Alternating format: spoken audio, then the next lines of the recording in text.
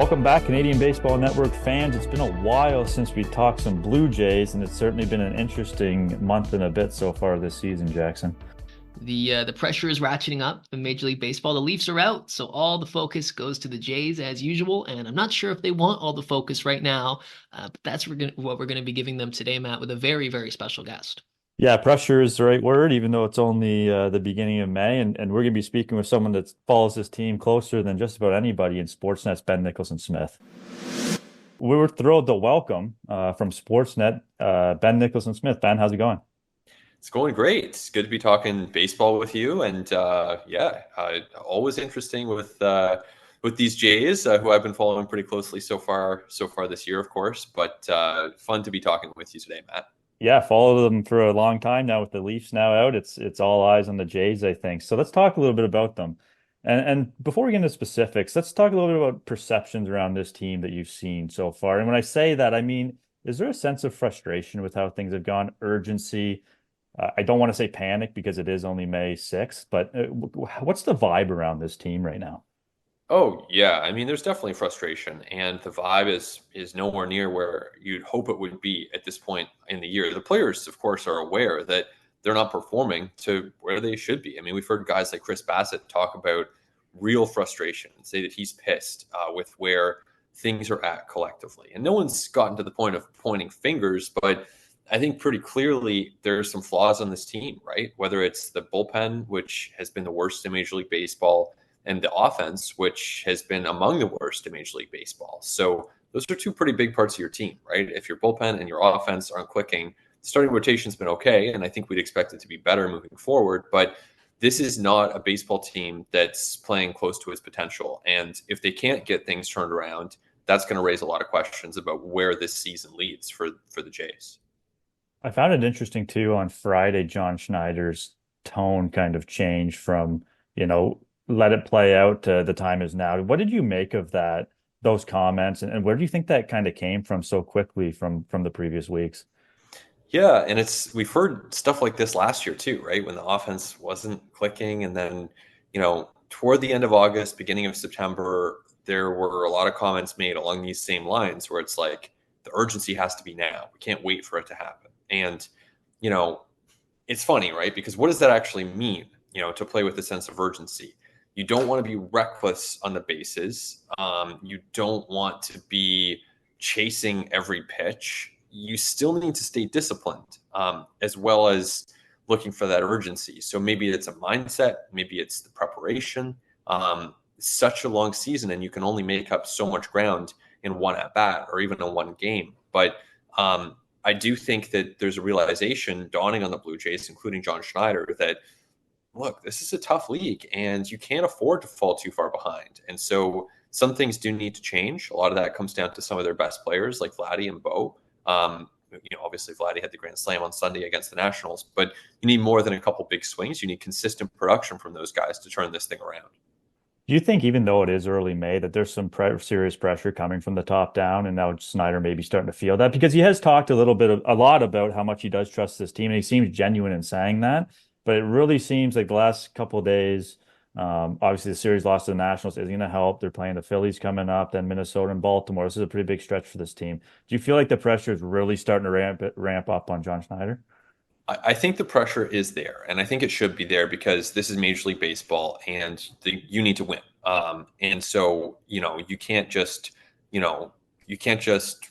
keep going and have middling results and be okay with that. The goal is to win. I think that pressure comes from John Schneider himself. I don't think that Ross Atkins needs to remind him that the stakes are high. I don't think that Mark Shapiro needs to come down and give him a talking to or say you don't care enough. John Schneider cares. It hasn't worked, right? It hasn't worked in the playoffs this year. It hasn't worked in the regular season. So, that is going to create frustration for him. It's also part of his job to maintain that even keel and to take the long view and understand that they're only 3 games above or below 500 as we record this. So the season's not done, and he needs to be a voice of optimism to some extent for that group. But the pressure exists, and I think anyone who's in a major league manager's office knows that they're hired to be fired. The same is true of John Schneider. He's been less than 2 years in this job. He's learned a lot of tough lessons, and he probably has to learn a few more of them. But he needs results. Like any major league manager, he needs results. Yeah, and you mentioned like he's tried and he's tried to be motivating, tried to be supportive. Internally, though, is there a sense that this team can turn it around, or is it at what point does it come down to the talent level is just not there in the lineup to get the job done?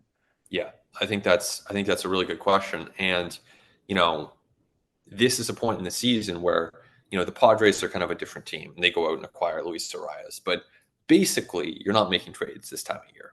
And I don't think that it would be in character for the Blue Jays to go out and just make some blockbuster. I think this is the team for the next couple months at least. So at that point, it really is on the players here to prove something one way or the other. And I think that for someone like Kirk, is he just maybe not that much of a power hitter? And, is his lack of speed kind of going to put a ceiling on what he is as a hitter? And that's okay. He's a catcher. It's not like you're expecting him to necessarily drive the offense anyways. But what about George Springer then? Springer has had a really rough season. And he wasn't great last year. And you start looking at the trends for exit velo and for isolated power and for some of the barrel rate stuff that you'd really want to see, at least holding. I'm not saying improving, but at least holding. And they've been falling off. So maybe the talent level isn't there. And if you have Barger come up and he kind of struggles, and I'm sure eventually we'll see a Horwitz up. I'm sure eventually we'll probably see a Rebels Martinez up. But you can't rely on these guys to turn your season around. It has to come from the main players in this team. And if Bichette's not hitting, and if guys like Springer are falling off and declining quicker than you anticipated, maybe you don't have the offensive firepower. I know there's been some hesitation around speaking about Aurelvis Martinez and his arrival time. When do you see that happening? Because I understand there's swing and miss there. A lot of guys swing and miss these days. The glove has not been good, but he could be that, thump in the lineup that they might need. Do you see him arriving sooner than later? And what's the harm, I guess, in bringing up Aurelvis Martinez at this point? If he struggles like Barger, you can send him back down. Yeah, I think that at this point he's gotten pretty close. The harm would be, I guess, if you bring him up and he's not going to get consistent playing time, and then you're kind of, stalling his development, or if he comes up and he's really not ready defensively, and then the harm is, he's a clunker out there, he's knocking the ball around, and whatever offensive contributions he can give you are offset by poor defense. So that means that if you're the Jays, I think there's a high degree of confidence in the bat there. And the power is obviously big league power. But if you're the Jays, I think you have to really establish by watching him and talking to the people at AAA who are with him every day, is this guy a major league defender? Doesn't mean he has to be, an elite Gold Glover out there at second base, but can he hold his own at second base and just make the routine plays? If he can do that, then I agree that there's probably not a ton of downside. If he can't do that, you got to wait, you got to get him ready. So that to me is really the determination the Jays have to make as they're assessing him at AAA, is where his defense is at, because the bat, for a team that needs offense, like that's got to get pretty tempting. And that's what I keep coming back to is, does this front office have time to wait out that glove with how bad the offense have been, given the last few years and given how much pressure is on this organization? I think it's a tricky balance, because on the one hand, you need offense. On the other hand, if you promote him too quickly and he's not ready, then all of a sudden you're making defensive mistakes that get in the way of progress for the overall team. And then maybe you lose a game by one run because it goes off his glove. And then what have you done, right? So that's the balancing act, as you know. But I think that for the Jays, they need to find offense somewhere. And, sure, I think they should restructure the lineup. I don't think George Springer should be batting leadoff at this point. But how much is that that's not going to lead to a run a game difference. Like that might be a run up every 2 weeks, and they need it. So I think they should do it, but it's not a big shift. Yeah. I think X would explode if Martinez came up and cost him a game with his glove. Right. But yeah. So I guess I know, again, it's early. I want to preface this entire conversation with, it really is still early on May 6th, 35 games in, but looking a little bit down the road with relative depth in the rotation, a strong rotation at the big league level, at least, do you think it would ever be considered to move one of those guys for an offensive upgrade? I think it's a good question. That's the kind of creativity I think you have to have an open mind to at this point in the season, right?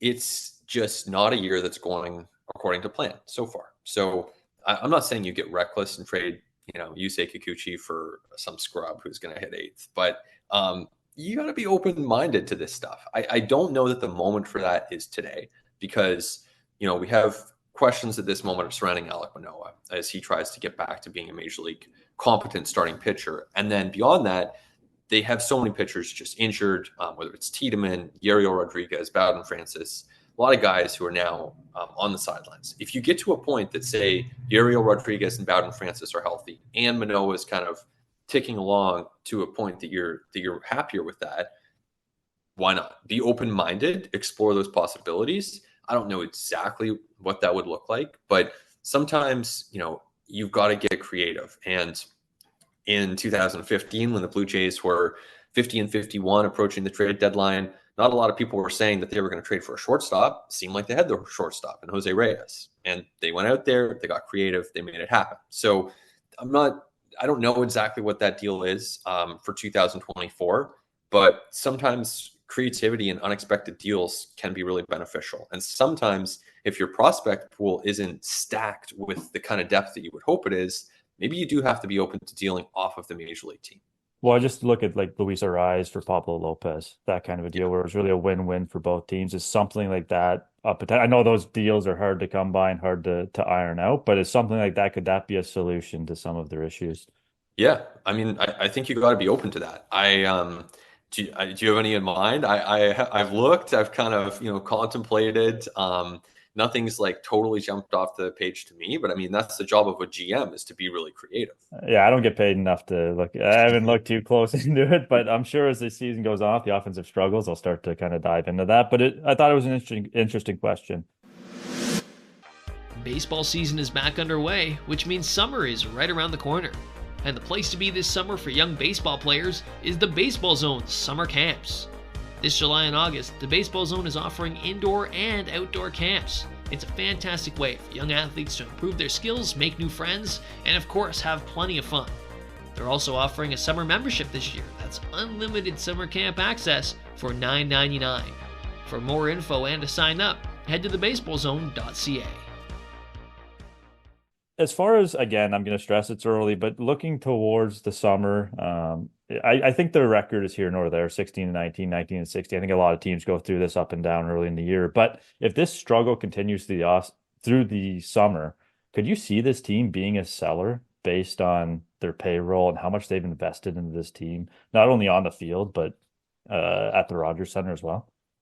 Yeah, to me, the record will tell them what to do. And this is where the results always matter, and they will inform the path ahead for the Blue Jays here. If the Blue Jays are 50-45 after 95 games, they're going to buy. Like, this is an important season for them. They would buy. If the Blue Jays are 45-52, they're going to sell. Like, it's a fact. They will sell.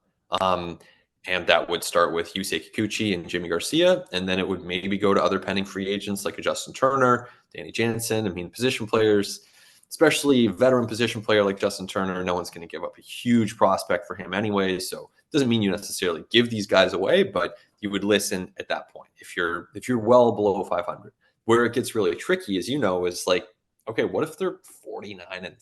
What if they're 48-51? Like, what do you do then? And that's where, organizationally, obviously their hope is that they're, on the other side of it and they're 53-47. It's obvious they buy, but there's a chance here that they end up in a really tricky window where they have to make some tough calls that inform the next 18 months for this team.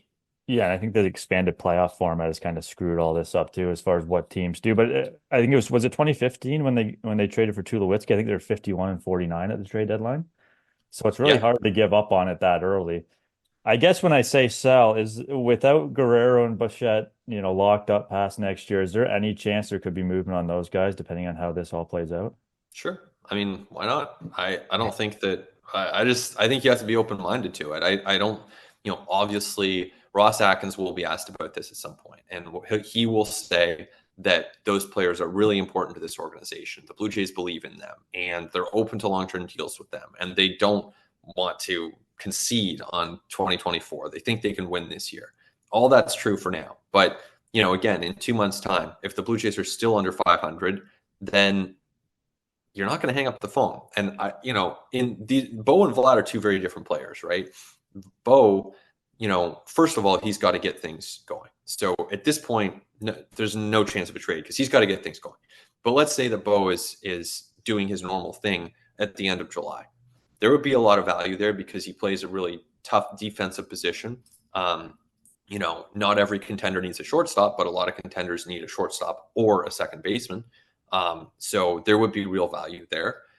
In the case of Vlad Guerrero Jr., you're talking about someone who's making $20 million in arbitration and has one more year of control, and he's hitting pretty well, but not amazing. So there's not a ton of trade value there. I think that some teams would definitely benefit from Vlad Guerrero Jr., but it's not 29 teams. It's not like the trade value is what it was 4 years ago. This guy, among other things, he's just that much closer to free agency. So, I don't see them trading Vlad end of the day, and it would take a lot for them to trade Bo. A lot of circumstances would have to go right for that to be the case. But strange things happen in baseball, so I'm not going to sit here and say that that's off the table. So on the flip side, on the more positive side, maybe for Blue Jays fans, if they were to add, how do you see that kind of game planning out? They came into the season, I think, with the 24th best minor league system according to MLB Pipeline. There's not a lot to give to add, so it would likely, it looks like, have to come off the big league roster. So how do you think they would kind of maneuver that if they really did want to go for it? Yeah, I mean, you could trade someone like an Addison Barger. Like if you're the Blue Jays, and here's the trade I would make if I was the Jays. I would trade Addison Barger for Brent Rooker of the A's. And I don't know if the A's would even do that. The A's have a better record than the Blue Jays right now. And, Brent Rooker's, it's not like he's about to be a free agent. You could wait another couple of years. You might get a better offer from someone. They might not like Barger that much. But if I was the Jays, that's the kind of deal that I would definitely make. I think that positionally, you could add a left fielder and then put Varsho to center. You could add a third baseman and put IKF to utility, or you could add a second baseman and put Biggio to utility. So that gives you kind of three slots where you could add realistically if they are adding, as well as, if they're adding, they'll look to add in the bullpen as well. Barger for Rooker. How long have you been sitting on that? That came out pretty quick. You've been thinking about that one, I think. A little bit. I mean, honestly, it was more like this morning it came into my mind. Yeah. It's not like I've been sitting on that one for a week. Yeah, I like the deal. I know Jack's has some questions for you. Before we do, kind of, since we're the Canadian Baseball Network podcast, where's Joey Votto at?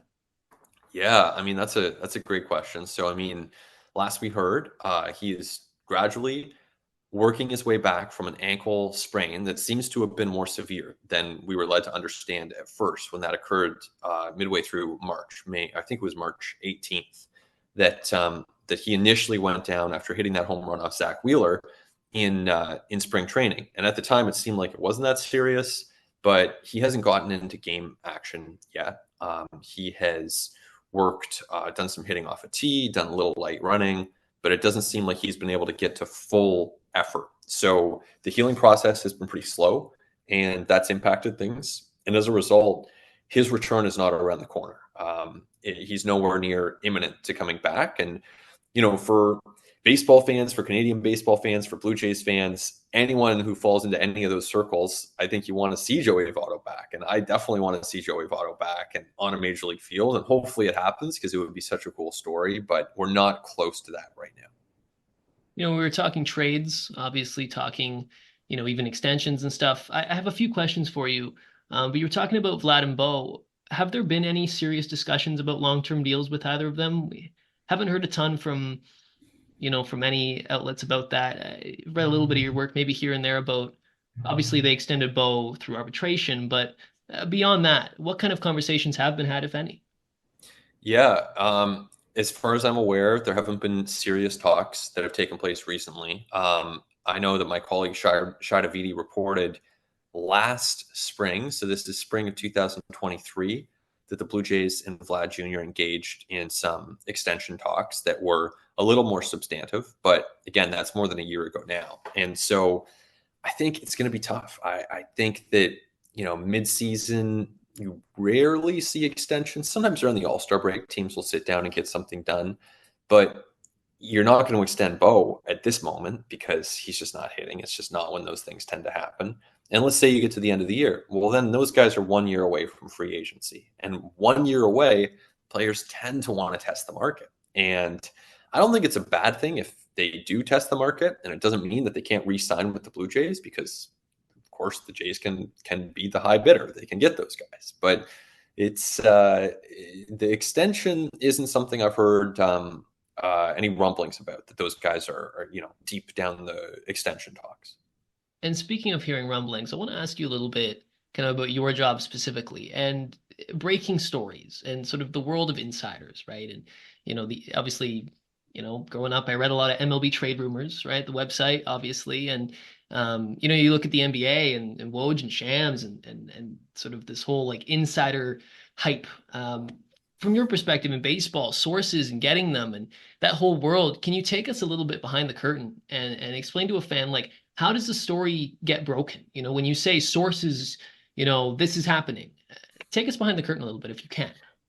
Yeah, I think partly it starts with just imagining what might happen, right? And understanding the rhythm of the baseball calendar is really important to that. So, if it's May the 6th, I'm probably not expecting a trade for the Blue Jays. If it's July the 29th or 30th, then everything is different. And I'm probably checking in to various people with a different level of, I guess, intensity and frequency. So, at various points in the year, leading up to big events on the calendar, of course, you're gonna kind of map out, hey, what could happen here, and check in with different people about, have you heard this, or do you think that they might do this, or what are you hearing on this front? And of course, just trying to build a general framework for what might happen. Then, as things get closer, you'll get a little bit more information about maybe different trades that almost happened, or trades that happen with different teams, or injuries that impact things on the field. And at that point,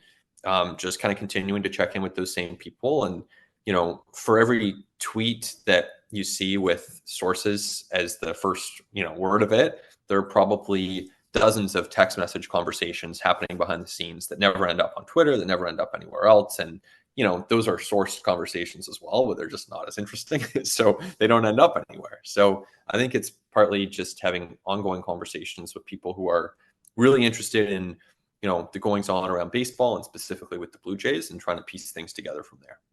One more for you, kind of along those same lines. Has there ever, you talk about, maybe learning of a deal that almost happened or didn't happen. Is there one that like you remember, like, wow, that would have been a big deal and it never happened? Yeah, I mean, there's so many. I'm trying to think off the top of my head here of like big ones connected to the Jays, but yeah, like even they were after Tyler Mahle a couple of years ago. I don't know if that's out there, but like that's one where like they tried to get him. They were pretty aggressive. I think he was with the Reds at the time. They were pretty aggressively trying to talk to Cincinnati. They got really, really far down the line. It just didn't happen. So, that's one. I don't think that's out there. So there you go. That's there's an answer for you. That's Canadian Baseball Network got that first years later, Yeah, exactly. years after the fact. That it Yeah. almost happened. Ben, this was a lot of fun. We really appreciate you taking the time. We know you got to scoot, but we do thank you for talking a little Blue Jays baseball with us. It's my pleasure. Great to talk Jays, and congrats on both of your work as well.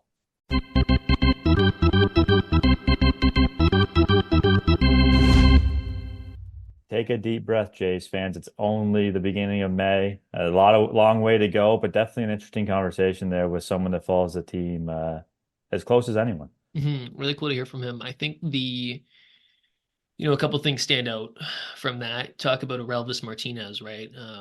That he clearly does have the big league power, and how much could it really hurt, right? As he talked about, you just need him to get the routine plays at second, right? And so when he gets to that point, he's got to be up to the big leagues. How far away is that? That's really the question. And I think that's a pretty important one here, because Aurelvis can potentially be a guy a little bit like maybe David Schneider last year, provides, some much needed support for this lineup that could really use some at points. Yeah, and that's why I asked him about it because, like I said, does this front office with so much pressure have the opportunity to wait him out if he could come up here and provide power in the middle of the lineup? Is he going to? There's no guarantee of that, obviously, but the potential is there. And for an offense that's really struggled, if this team is scoring 5.5 runs a game, we're not talking about this, but they're not. They've scored five plus runs, a handful of times in the last month. Yeah. So it's definitely an interesting conversation, something to keep an eye on. I personally want to see it. Just like you said, what's the harm? Another thing too, another guy you'd love to have up here is in the bigs is Joey Votto, right? And he talked about that, and wow, like some fall he must have taken in that dugout, tripping on a bat, eh? Like wow, it's just that whole story. He hits a home run and then trips on the bat, and it was just such a thud, and obviously Canadian Baseball Network, you want to see Votto play for the Jays. It's such a cool story, and it's not that it's in peril, right? You said it's still very early, but man, where is he? I'm glad you asked because it's been pretty disappointing. And again, another guy who you're not expecting to provide a ton of pop or anything, but just kind of from a sentimental perspective, give the fans a bone at the very least, And I think he's just a professional hitter. He's kind of like a Justin Turner in that way. Not saying he's going to put the same numbers as Turner, but he has that professional approach. He has that kind of calming influence on a lineup when things aren't going well. He works a good at bat. On base percentage over the course of his career is through the roof. So again, if he were healthy, you got to think he would probably be on this roster, especially with Daniel Vogelbach not really providing much offensively. So it's going to be an interesting couple of months leading up to the trade deadline. That's for sure. That's a wrap on this episode of the Canadian Baseball Network podcast. We really do appreciate Ben taking the time out of his busy schedule. We got more great guests on the horizon, though, so make sure to stay tuned right here. Take care. Thank you for listening. Be sure to check out Canadian Baseball Network for extensive and comprehensive coverage of the latest in Canadian baseball. And The Baseball Zone, Canada's leading instructional baseball academy and training home to thousands of MLB pro, college, and youth baseball players.